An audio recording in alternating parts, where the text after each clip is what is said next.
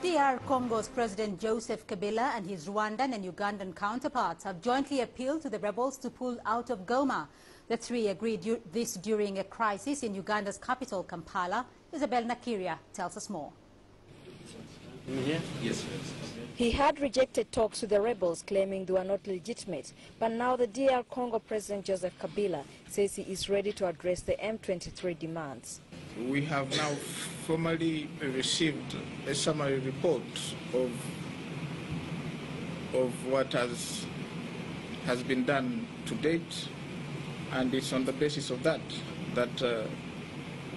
any other move, any other contacts will be carried out, be it between the government, the M23, and of course within the context of the region. The rebels had demanded that the Bunagana border that was closed by Uganda be reopened and Goma and its airport be demilitarized, demands that were rejected by Kabila and later sparked off clashes.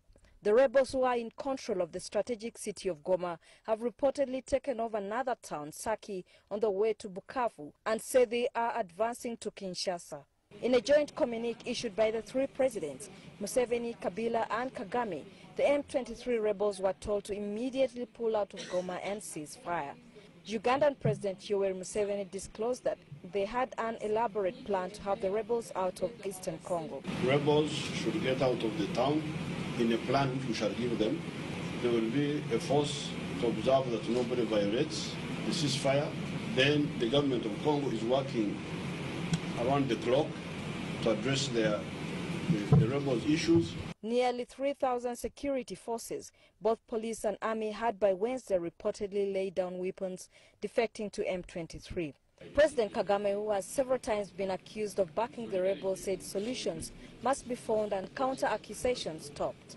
Such a complex problem, like any other problems, is to really exercise responsibility and sometimes assume responsibility and also take ownership. And it is always useful not to blame others for all your problems, even when all problems may be because of you.